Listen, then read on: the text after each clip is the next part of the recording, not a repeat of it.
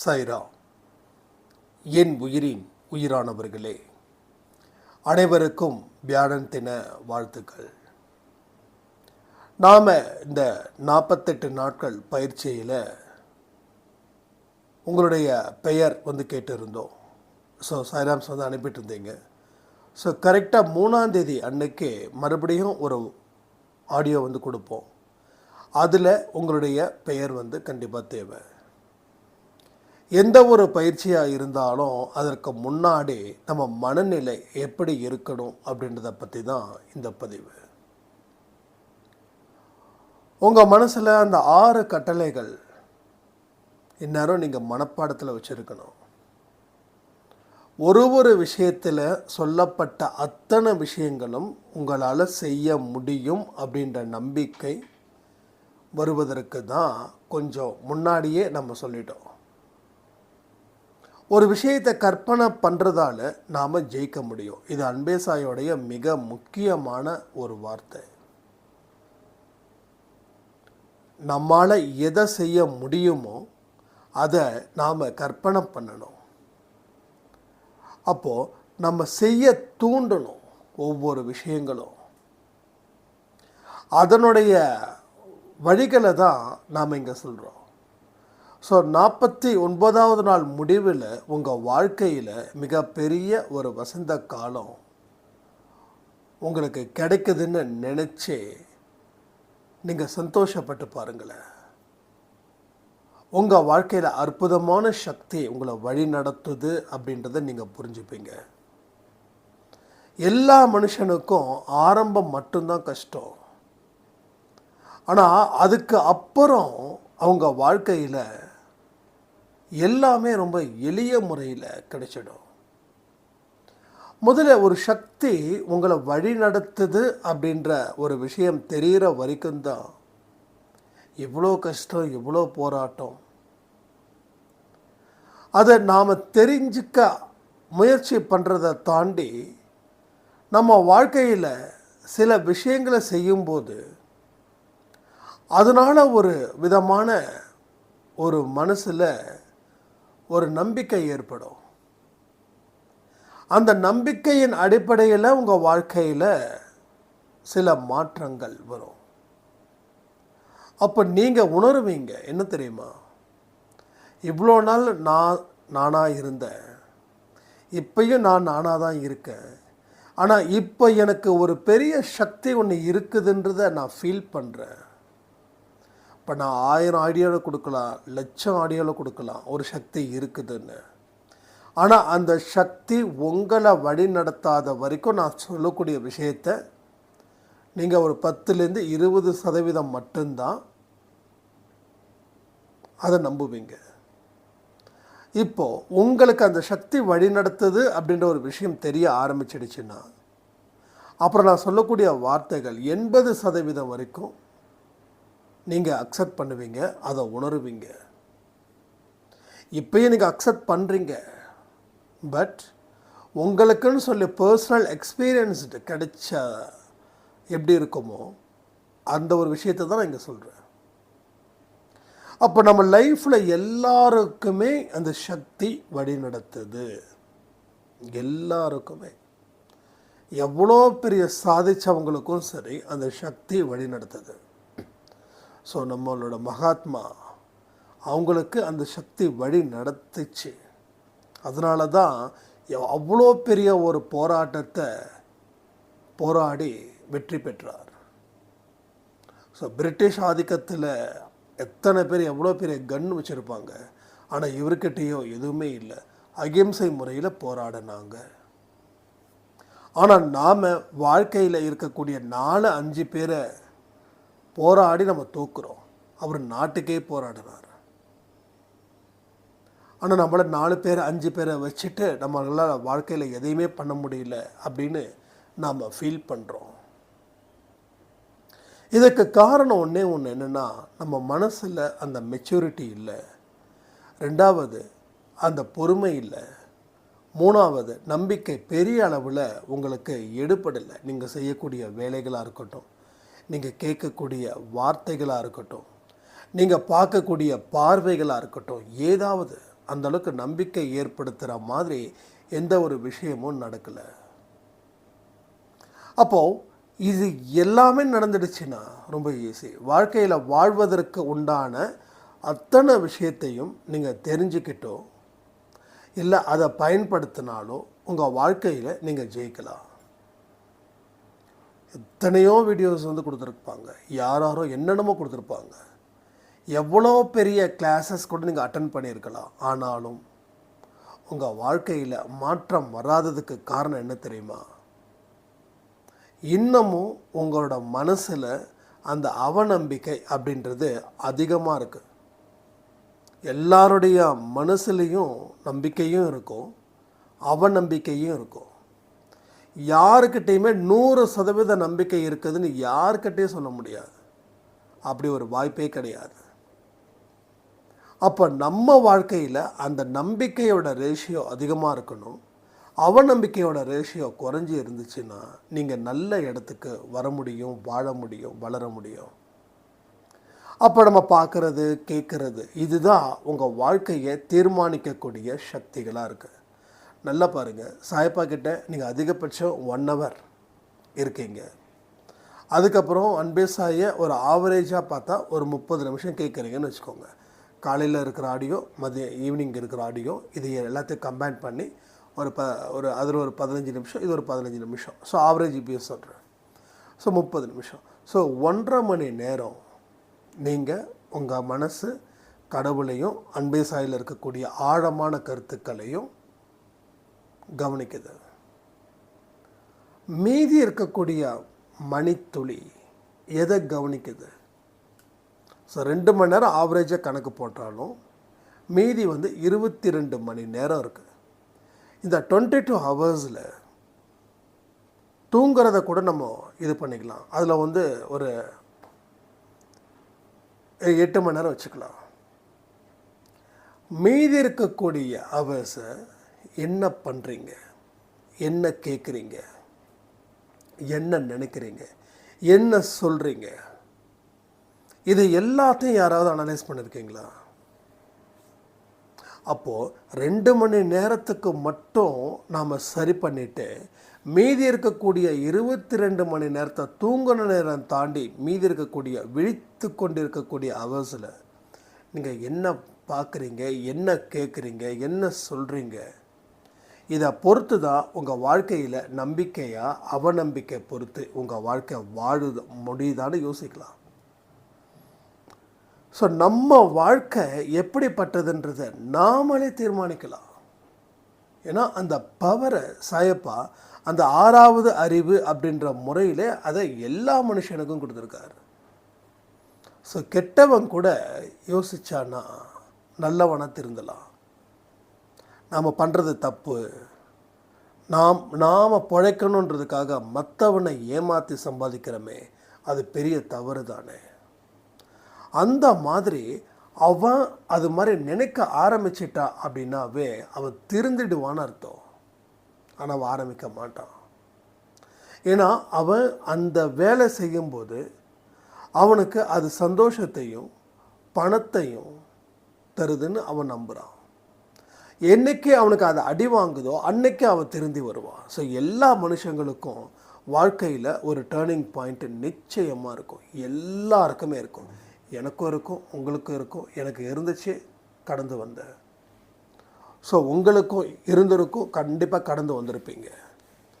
அந்த turning point எப்படிப்பட்டதாக அமையணும், இதுதான் மிக முக்கியமான விஷயங்கள். அது உங்கள் வாழ்க்கைக்கு நல்லதை கொடுக்குற மாதிரி இருக்கணும், உங்கள் வாழ்க்கையில் நம்பிக்கை ஏற்படுத்துகிற மாதிரி இருக்கணும். ஸோ இந்த மாதிரியான விஷயத்தை தான் நாம் ஃபாலோ பண்ணணும் வாழ்க்கையில். அப்போது அதுக்காக எல்லா மணி நேரமும் நம்ம கான்ஃபிடென்ஸ் ஸ்பீச்சை கேட்க முடியாது. ஸோ காலையில் என்ன கற்றுக்கிட்டீங்க, இல்லை மதியம் என்ன கற்றுக்கிட்டீங்க, இல்லை இரவு என்ன கற்றுக்கிட்டீங்க, அதை அசை போட்டுக்கிட்டே இருக்கணும். ஸோ இந்த மாடு நல்லா மேய்ஞ்சிட்டு அதுக்கப்புறம் வீட்டுக்கு வந்ததுக்கப்புறம் உள்ளே இருந்து எடுத்து மறுபடியும் சாப்பிடும். அப்போது மேயும் போதே சாப்பிட்லையானா மேயும் போதே சாப்பிட்ருக்காது. தேவையானதை மேய்ஞ்சிக்கும், உள்ளே எடுத்து வச்சுக்கும். எப்பெல்லாம் தனக்கு தேவைப்படுதோ அப்போல்லாம் எடுத்து எடுத்து சாப்பிடும். வாய்க்குள்ளே இருந்து தொண்டை வரைக்கும் அது தெரில, சரியாக தெரில. ஆனால் அடிக்கடி வந்து ஒரு மாதிரி பண்ணி அதை சாப்பிடும். அப்போ நம்மளும் எவ்வளோவுக்கு எவ்வளோ நல்ல விஷயங்களை நம்ம தெரிஞ்சுக்கிறோம், கற்றுக்கிறோம். நிறைய பேருக்கு வாழ்க்கை மாறணும் அப்படின்ற தாட்டு எல்லாருக்குமே இருக்குது. ஆனால் எதையுமே ஒரு ஸ்டேஜுக்கு மேலே நம்ம கற்றுக்கலை. இதுதான் பிரச்சனை. இல்லை அதை வந்து பயன்படுத்தலை. நான் ஒரு விஷயத்த சொல்கிறேன், எல்லார்கிட்டையும் அன்பாக இருங்கன்னு நான் சொல்கிறேன். அது கேட்கும்போது நாம் தலையை ஆட்டுறோம். ஆனால் கேட்டு முடித்ததுக்கப்புறம் நம்ம கான்செப்ட் என்ன? அன்பாக இருக்கணும். ஆனால் நமக்கு எதிராக ஒரு மனுஷன், ஒன்றும் இல்லை, உங்கள் லைஃப் பார்ட்னரே உங்ககிட்ட ஏதோ ஒரு விஷயத்தை திரும்ப திரும்ப கேட்குறாரு, நீங்கள் பதில் சொல்லிட்டீங்க. ஸோ திரும்பவும் கேட்குறாரு. அந்த இடத்துல நீங்கள் கற்றுக்கிட்டது பயன்படணும். அந்த கற்றுக்கிட்டது அந்த இடத்துல பயன்படாமல் போச்சுன்னா நீங்கள் இதுக்காக நேரத்தை செலவு பண்ணது அத்தனையும் வேஸ்ட். இப்போ உங்களுக்கு புரியுதா? நம்ம கற்றுக்கிட்டதை பயன்படுத்தினாதான் கற்றுக்கிட்டதுக்கு உண்டான அர்த்தம். கற்றுக்கிட்டதை பயன்படுத்தலைன்னா அது வெறும் குப்பை தொட்டியில் தான் நிற்கும். அப்போ அதுக்கு உண்டான நேரம் எல்லாமே உங்களுக்கு வந்து டோட்டலாக வேஸ்ட்டாக போயிடும்.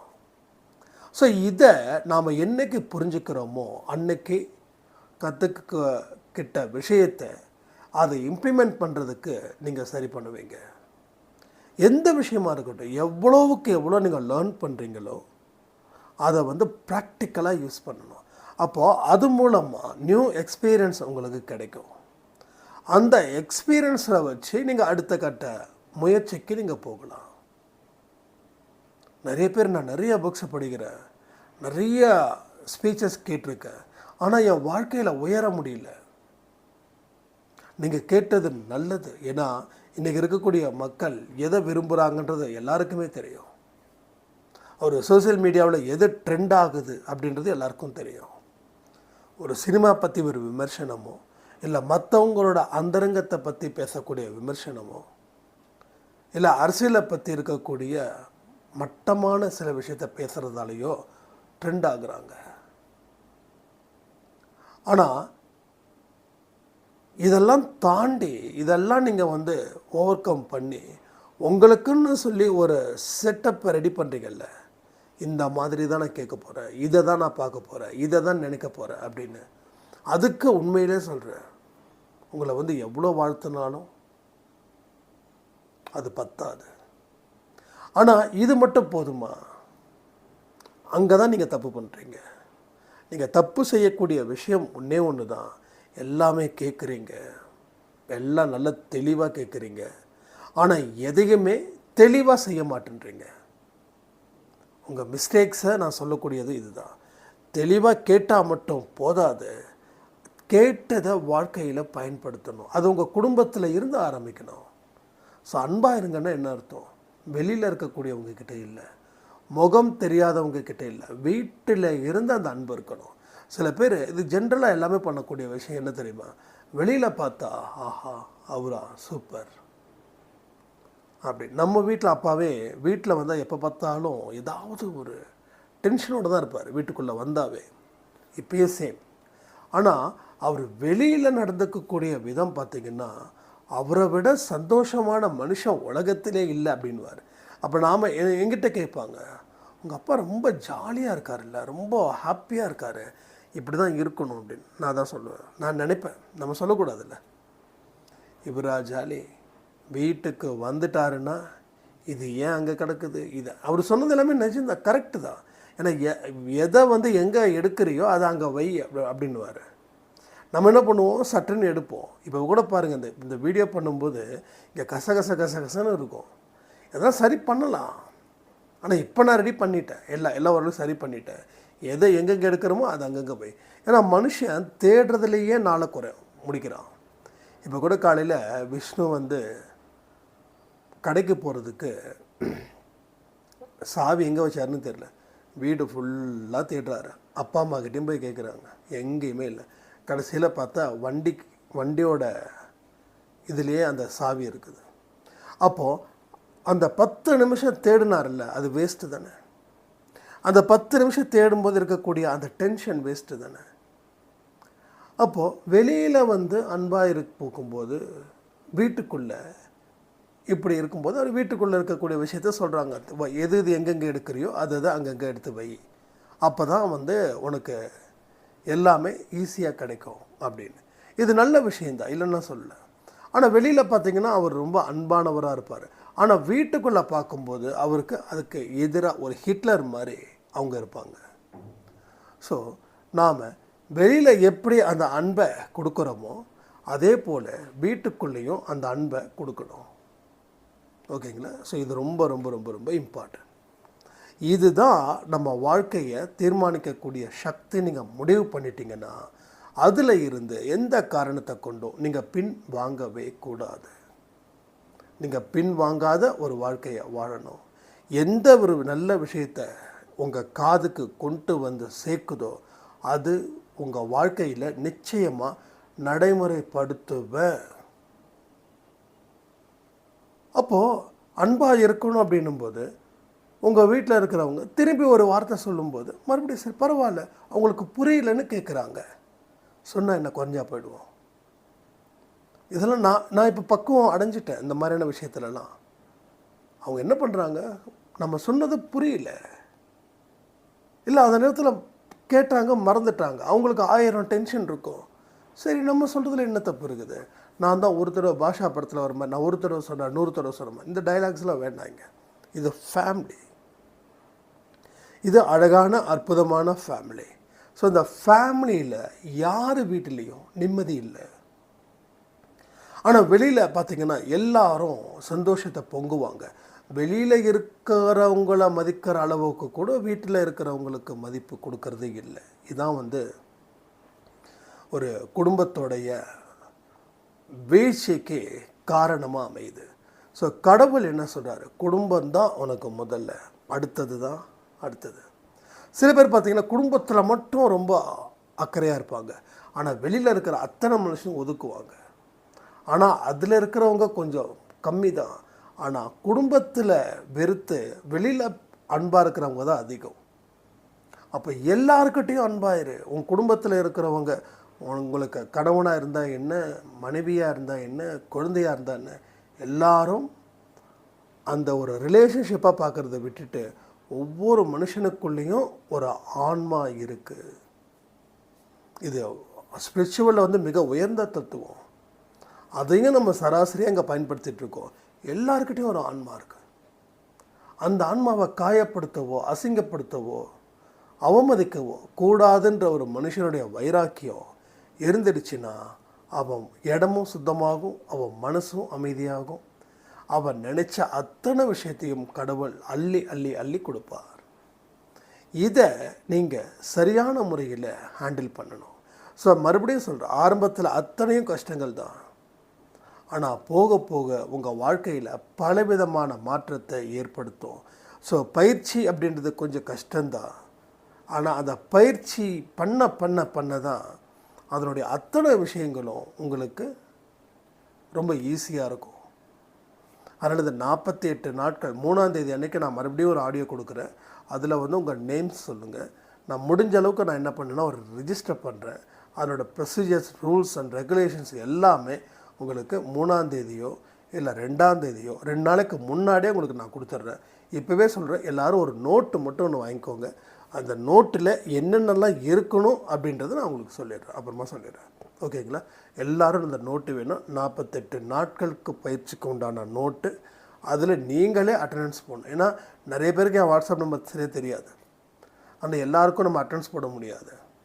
அதனால் எல்லாமே பக்காவாக ஒரு மிலிட்ரி மாதிரி ஒரு டிசிப்ளினோட அந்த 48 நாட்களை நம்ம சரி பண்ணுறோம். அடுத்தது, எனக்கு தெரியல நான் என்ன பண்ணுறது அப்படின்னா 48 நாட்கள் எந்த நாளில் ஆரம்பித்தோமோ அந்த நாளில் முடிக்கிறது தான் இங்கே நம்ம செய்ய வேண்டிய விஷயங்கள். ஓகேங்களா? ஸோ இதை பற்றி அத்தனை சந்தேகங்களும் நான் தனியாக எடுத்து வச்சுருக்கேன். அதை பற்றியும் ஒரு ஆடியோ நான் உங்களுக்கு நிச்சயமாக கொடுக்குறேன். ஏன்னா எல்லாருடைய வாழ்க்கையும் மாறணும், மாற்றியே தீரணும். அதற்கான முன்னேற்பாடுகளும் முன்னாடி இருக்கக்கூடிய அத்தனை விஷயங்களும் பின்னாடி போகும்போது நல்லதாக முடியணும் சாயப்பாவோட அருளால் தான் நம்ம இவ்வளோ தூரம் முயற்சிகள் பண்ணுறோம். ஸோ எல்லாருடைய ஒத்துழைப்பும் இங்கே மிக மிக அவசியம். இப்போது என்னால் இதை கலந்துக்க முடியல அப்படின்னு சொல்கிறவங்களுக்கு பிரச்சனை இல்லை. மறுபடியும் ஒரு வாய்ப்பை கண்டிப்பாக சாயப்பா கொடுப்பாங்க. அந்த டைமில் அதை நம்ம பயன்படுத்தி வாழ்க்கையில் வாழலான்னு சொல்லி இந்த வீடியோ பதிவை முடிக்கிற. ஜெய் சாய்ராம்.